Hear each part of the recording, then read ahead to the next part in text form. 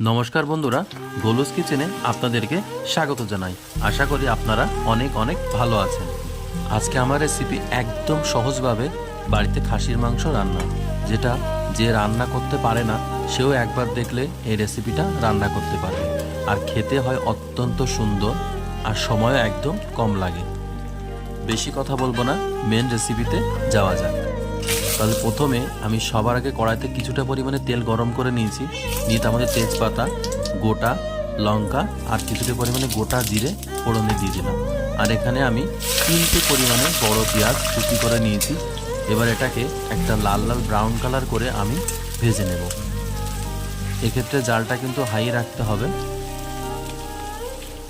দেখুন brown colour করে ভেজে নিয়েছি। এবার আমি বেটে রাখা কিছু মশলা এর মধ্যে দিয়ে দেবো। দেখুন আমি এখানে 3টে বড় রসুন কেটে সেটা বেটে রেখে দিয়েছি। এবার সেই রসুন বাটাটা আমি সবার আগে এই তেলের মধ্যে দিয়ে দেব। দিয়ে এটাকে কিছুক্ষণ আমি তেলের সাথে একটু ভেজে নেব। রসুনটা ভেজে নেব কারণ যাতে মাংসের মধ্যে কাঁচা রসুনের গন্ধটা না থাকে। তো সেই জন্য আমি সবসময় রসুনটাকে আগে একটু ভেজে নিই। এটা মোটামুটি ভাজা হয়ে গেছে। এবার আমি এর মধ্যে দিয়ে দেবো আদার পেস্ট। দেখুন এটা কিন্তু শিলেই বাটা হয়েছে। এবার আমি এটাকেও আবার একটু হালকা পরিমাণে ভেজে নিয়ে তার মধ্যে দিয়ে দেব জিরে বাটা। আমি আজকে 1 কেজি 200 গ্রাম পরিমাণে খাসির মাংস রান্না করব, তার জন্য আমি এরকম পরিমাণে মশলা দিয়ে দিচ্ছি। আর দেখুন লঙ্কার গুঁড়ো দিয়ে দিলাম আর দিয়ে দিলাম হলুদ। ঝালটা আপনারা আপনাদের স্বাদ অনুযায়ী ব্যবহার করবেন। আপনারা কেমন ঝাল পছন্দ করেন সেই হিসাবেই আপনারা ঝাল ব্যবহার করবেন। এবার আমি এর মধ্যে হালকা একটু জল দিয়ে এটাকে আবার সুন্দরভাবে মশলাটাকে ভালোভাবে কষিয়ে নেব। দেখুন কালারটা কিন্তু চেঞ্জ হয়ে গেছে। এটা বেশিক্ষণ না, 4 থেকে 5 মিনিটের মতন কষালেই এটা কিন্তু হয়ে যাবে। দেখুন মশলাটা আমার কষা হয়ে গেছে। এবার আমি এর মধ্যে দিয়ে দেব মাংস।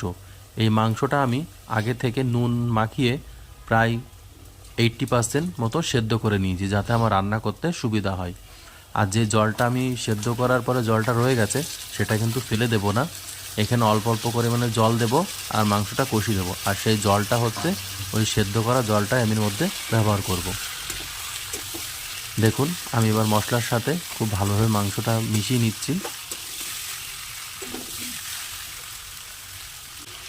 3-4 মিনিট মেশানোর পরে এবার আমি বড় বড় করে কেটে রাখা আলু এর মধ্যে দিয়ে দেবো। আপনারা চাইলে ভেজেও দিতে পারেন। আমি এখানে ভেজে ব্যবহার করিনি, কারণ এমনি দিয়ে দিচ্ছি। দেখুন 4 মিনিট 5 মিনিট পরে রান্না করার পরে কালারটা কিন্তু চেঞ্জ হয়ে যাচ্ছে অনেকটা। এবার আমি যে সেদ্ধ করা জল ছিল সেই অল্প অল্প জল দেবো আর মাংসটা কিন্তু কষিয়ে নেব। মোটামুটি আমি 40 থেকে 45 মিনিট হালকা করে এরকম অল্প অল্প জল দেবো আর মাংসটা কষিয়ে নেবো। আর জালটা কিন্তু একদম কড়া রাখতে হবে এখানে।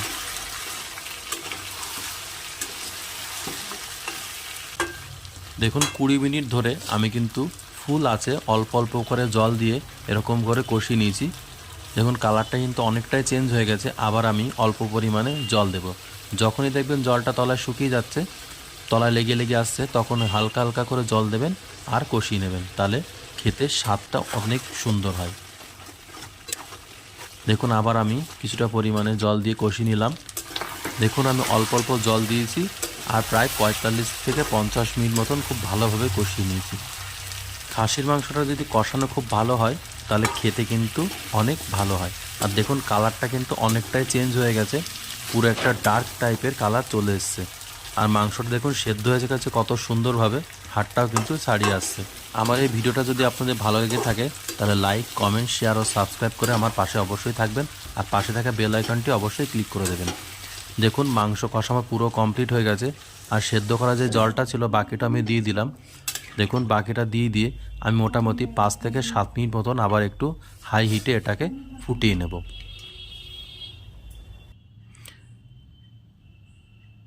দেখুন আমি একটু লবণ চেক করে দেখেছিলাম, লবণটা একটু কম ছিল, তার জন্য আবার লবণ দিয়ে দিলাম।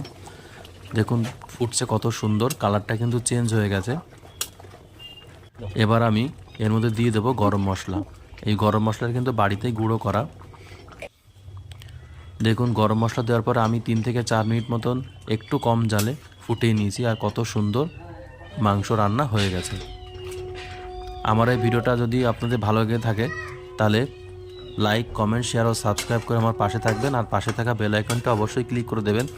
আর বাড়িতে এরকম সহজ পদ্ধতিতে মাংস রান্না করে দেখবেন, আর কেমন হলো অবশ্যই আমাকে জানাতে ভুলবেন না। ভালো থাকবেন, সুস্থ থাকবেন। দেখা হচ্ছে পরের ভিডিওতে।